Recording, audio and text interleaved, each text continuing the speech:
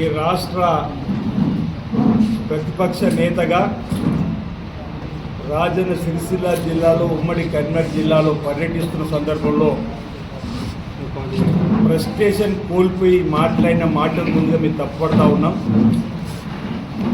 ఈ రాష్ట్రాన్ని జిత్తుల మారి నక్కలా పరిపాలించిన వైనాన్ని ప్రజలు గమనించి వాళ్ళను పరిపాలించి పక్కనకు పెట్టి ప్రజాపాలన కాంగ్రెస్ పార్టీకి ప్రజలు అవకాశం ఇచ్చినటువంటి సందర్భాన్ని జీర్ణించుకోలేక ఇప్పటికే పదవి కోల్పోయిన ఫ్రస్ట్రేషన్లో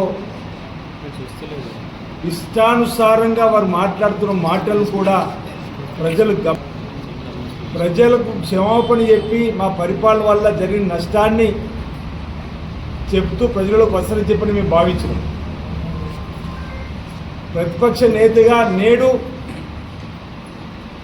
పంటలు దెబ్బతిన్నవి పరిశీలించడానికి రావడాన్ని చూస్తే 9.5 సంవత్సరాలుగా ఆయన పరిపాలించిన రైతు వ్యతిరేక ప్రభుత్వాన్ని ఒకసారి ఆయన గుర్తు చేసేటువంటి కార్యక్రమం, ఆయన మాట్లాడుతున్న భాషను కూడా ఒకసారి ప్రజల పక్షాన్ని గుర్తు చేసేటువంటి కార్యక్రమాన్ని ఖమ్మంలో రైతులకు బేడీలు వేసినటువంటి వైనాన్ని మర్చిపోయినవా కేసీఆర్ అని అడుగుతా ఉన్నాం. వరంగల్లో మిర్చి రైతులపైన లాఠీ చార్జ్ చేసిన వైనాన్ని మర్చిపోయినవా కేసీఆర్ అని అడుగుతున్నాం.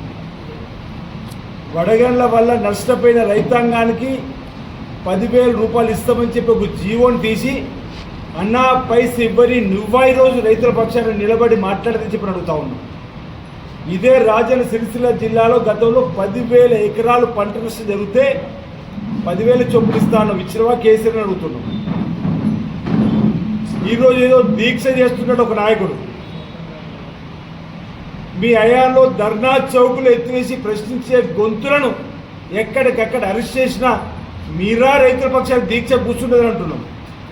9.5 సంవత్సరాలు ఈ జిల్లాకు వచ్చిన ప్రతిసారి ప్రతిపక్ష నేతలను అరెస్ట్ చేసి పోలీస్ స్టేషన్ నిర్బంధించి చేసిన నీవు ఈరోజు రైతుల పక్షాన్ని దీక్ష చేస్తామని అడుగుతా ఉన్నా.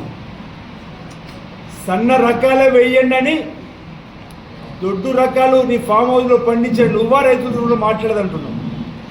వరేస్తే ఊరేయండి నువ్వు రైతుల పక్షాన్ని నిలబడతావని అడుగుతున్నా. ఈరోజు మొసలి కన్నీరు కారుతున్న ఈ కేసీఆర్ కేటీఆర్ తండ్రి తనయుల యొక్క కపట ప్రేమను రైతుల ప్రజలను గమనించమని కోరుతున్నాం. మేడిగడ్డ గురించి మాట్లాడుతున్నాడు. 10,000 మంది రైతులు తీసుకొని వెళ్ళి నీళ్ళు ఎట్లు ఇవ్వరో చూస్తా అని బుద్ధుండే మాట్లాడుతున్నావు అని అడుగుతున్నా. అక్టోబర్ 22న నీ మేడిగడ్డ కుంగిపోయి పగిలిపోయి 10 టీఎంసీల నీరు సముద్రాలు వదిలింది మీ ప్రభుత్వం కాదని అడుగుతున్నా. ఆ రోజు మేము కాంగ్రెస్ పార్టీ అధికారులకు వచ్చిన వాస్తవాలను ప్రజలకు చెప్పడానికి మేము రమ్మన్నప్పుడు ఎందుకు ముఖం చాటేసి మేడిగడ్డ రాలేరున్నా. మీకు ఇబ్బంది అవుతుంది రాలేకపోతున్నట్టు మా ముఖ్యమంత్రి రేవంత్ రెడ్డి గారు బేగంపేట ఎయిర్పోర్ట్లో హెలికాప్టర్ మీకోసం సిద్ధం చేసి ఉంచాడు. మీరు రావాలనుకుంటే హెలికాప్టర్ రమ్మని చెప్పండి. ఆనాడు ముఖం చాటేసి ఆ తర్వాత ఆ ఎమ్మెల్యేలతో పోయినప్పుడు ప్రకృతి కూడా వాళ్ళు సహకరించలే. Bus tyre పేలిపోయింది. ఈరోజు నాగార్జున సాగర్ తీసుకోండి, శ్రీశైలమే తీసుకోండి, శ్రీరామ్ సాగర్ తీసుకోండి, ఏ ప్రాజెక్ట్ అయినా 50 సంవత్సరాలు దాటిన సేవలు అందిస్తే మీరు 3.5 ఏళ్ళు 5 ఏళ్ళు కాకముందే ఈరోజు మేడిగడ్డ పగిలిపోయిన మాట వాస్తవం కాదంటున్నా. తప్పుల తడకలాగా లెక్కలు ఈ ప్రభుత్వం వచ్చి 3 మాసాలు కాలే 200 పైచీలకు రైతులు ఆత్మహత్య చేసుకుని చెప్పండి తప్పుడు ఆరోపణ చేస్తుండ్రు. మా ముఖ్యమంత్రి రేవంత్ రెడ్డి గారు అన్నాడు, ఎక్కడ రైతులు ఆత్మహత్య చేసుకున్నారో మాకు 20 రోజులు ఇవ్వండి, మేము వారికి నష్టపరిస్తామని చెప్పండి. 1, 2 అక్కడ ఏదో జరిగితే ఈరోజు రైతులను అడ్డు పెట్టుకొని ఈరోజు ముందుకు వస్తున్నటువంటి ఈ కేసీఆర్ కేటీఆర్లకు, ఈ అయ్యా కొడుకులకు, తండ్రి తనయులకు, బావా బామర్దులు చేసే దుష్ప్రచారాన్ని తిప్పికొట్టడానికి ఈరోజు రాజన్న సిరిసిల్ల జిల్లాలో మేము ప్రెస్ మీట్ పెడతా ఉన్నాం. కాంగ్రెస్ వచ్చింది కర్వ వచ్చిందని చెప్పినటువంటి వీళ్ళ మాటలకు మీరు నవ్వాళ్ళు ఏడవాళ్ళు తెలుస్తలే. ఈ రాష్ట్ర ప్రజలు కాంగ్రెస్ ప్రభుత్వాన్ని ఆశీర్వదించింది చలికాలం. నవంబర్ 30న ఎన్నికలు జరిగితే, డిసెంబర్ 3న ఎన్నికల కౌంటింగ్ జరిగితే, డిసెంబర్ 7న మా గౌరవ ముఖ్యమంత్రి రేవంత్ రెడ్డి గారు బాధ్యత తీసుకున్నారు, మంత్రులు బాధ్యత తీసుకున్నారు. ఇది చలికాల సీజన్. చలికాలం సీజన్ ఏడాడని వర్షాలు పడ్డాయా? తర్వాత వచ్చేది ఎండాకాలం, ఆ తర్వాత వచ్చేది వర్షాకాల సీజన్. ఈ మాత్రకు ఇంకిత జ్ఞానం లేకుండా వీర్ర పెళ్లిలో, గంగల పెళ్లిలో తగుదనమ్మా, నేను మా బామ్మని మాట్లాడుతూ నీ మాట్లాడతాడు, సిద్దిపేటలో అరే మా అల్లుడు కొడుకు మాట్లాడుతూ నీ మాట్లాడితే తండ్రి కాంగ్రెస్ వచ్చింది కరువు వచ్చిందని చెప్పని బుద్ధి లేని మాటలు. అంటే వర్షాకాలంలో కూడా కరువు రావాలని కోరుకుంటున్నా అంటున్నా. ఈరోజు ఈ ప్రభుత్వం ఏర్పడకంటే ముందే గోదావరి బేసిన్ ఉన్న నీరునంతా కూడా వదిలింది మీరు కాదంటున్నా. అన్నారం ఉన్న 2 టీఎంసీలు ఢిల్లీ నుంచి నేషనల్ డ్యామ్ సేఫ్టీ అధికారులు వచ్చిన తర్వాత ఈ 2 టీఎంసీల నీరు గిట్ట కింది వదిలిపోతే ఈ బ్యారేజ్ కూడా ప్రమాదం అని చెప్పిన తర్వాత 2 టీఎంసీలు బాధపడుతూ వదిలేము తప్ప మేము వదిలేమంటున్నాం. లెక్క చెప్తూ 40 టీఎంసీలు వదిలిపెట్టింది ప్రభుత్వం వచ్చిందే. కానీ ఈ ప్రభుత్వం వచ్చిన వర్షాలు ఎక్కడి? ఈ ప్రభుత్వం రాకంటే ముందే మీరే వదిలిపెట్టారు కదా 10 టీఎంసీలు సంవత్సరాలకు అంటున్నా. ఎందుకు ప్రజలను డైవర్షన్ పెడుతున్నారు అంటున్నా. ఈరోజు వరద కాలువకు నీరును శ్రీరామ్ సాగర్ నుంచి 1072 అడుగులు ఉన్నప్పుడు వరద కాలువ రిపాలని చెప్పి సొయ్యి ప్రభుత్వం లేదు. ఈరోజు 1067 అడుగులకు వచ్చిన వరద కాలువ నీళ్ళు లేవు. ఎందుకు మీ ప్రభుత్వ హయాంలో 1072 అడుగులప్పుడు నీళ్ళు కింది పోతున్నాయని చెప్పని వరద కాలువ రింపలేరు అంటున్నాం. అటు వరద కాలువ నీళ్ళు రింపరు, మీరు బ్యాన్ డ్యామ్కి నీళ్ళు తీసుకురారు.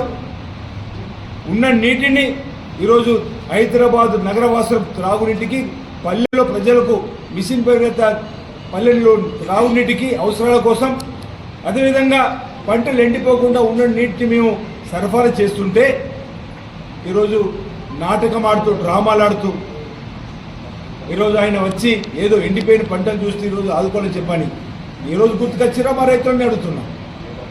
ఈరోజు మా పంటల పరిశీలనకు వచ్చిరే మీ ప్రభుత్వం ఉన్నప్పుడు ఎందుకు ఎకరా 10,000 ఇవ్వలేని చెప్పనే మాటలు ఈరోజు మేము ఈ సందర్భంగా మీ అందరికీ కూడా అడగదలుచుకున్న మాట సందర్భంగా చెప్తూ మరో మాట అన్నాడు. రైతు రుణమాఫీ సంబంధించి రాష్ట్రంలో 37 లక్షల మంది రైతులకు రుణమాఫీ చేస్తారు మాటిచ్చి అధికారులకు వచ్చి నేనే 14 లక్షల మంది రైతులకు 7,100 కోట్లు ఎగ్గొట్టిన నీవా మా రైతుల గురించి మాట్లాడని చెప్పి అడుగుతున్నాం.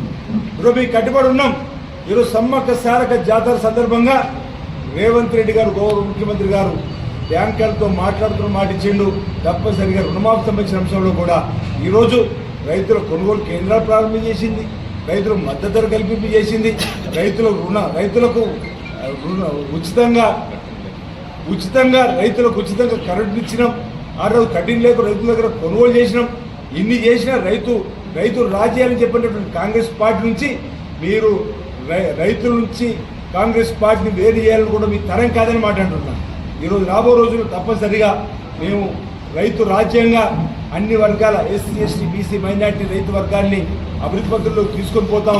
ఇప్పటికే మేము ఏదైతే గ్యారెంటీలను అమలు చేస్తూ ముందుకు పోతున్నామో కాంగ్రెస్ పార్టీ ప్రజా బాహుళ్యం చొచ్చుకొని పోయి లోక్సభ ఎన్నికల్లో ఒక్క సీటుకు రాదని తేలిన తర్వాత ఈరోజు ఈ ఫ్రస్ట్రేషన్లో మతిలేని మాటలు మాట్లాడుతూ తప్ప ఈరోజు మేము కూడా అనొచ్చు కుక్కల కొడుకులారని, కానీ సభ్యత అడ్డొస్తుంది అంటున్నాం.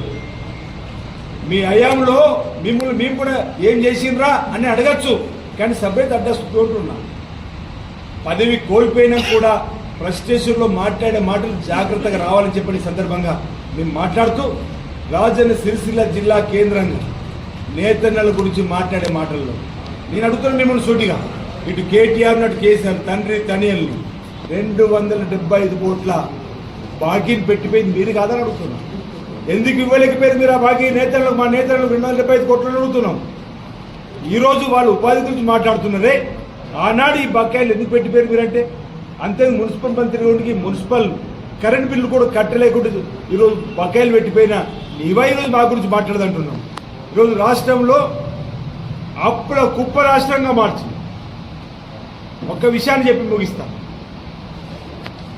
తెలంగాణ రాష్ట్రాన్ని శ్రీ సోనియా గాంధీ గారు ఇచ్చిన రోజు 16,000 కోట్ల నిల్వ నగదు, 68,000 కోట్ల అప్పు, ప్రతి ఏటా అసలు మిత్తి బ్యాంకర్లకు 6,000 కిస్తీ కట్టుబడిస్తే తెలంగాణ వాదాన్ని అడ్డుపెట్టుకుని అధికారులకు వచ్చిన నీవు రెండోసారి సంక్షేమ రంగంలో డబుల్ బెడ్రూమ్లు, రైతు రుణమాఫీ, రైతు బంధు అధికారులకు వచ్చిన నీవు ఈరోజు లెక్క చూస్తే 6,71,000 కోట్ల అప్పు తీసుకుపోయింది మీ ప్రభుత్వం కాదా అంటుంది.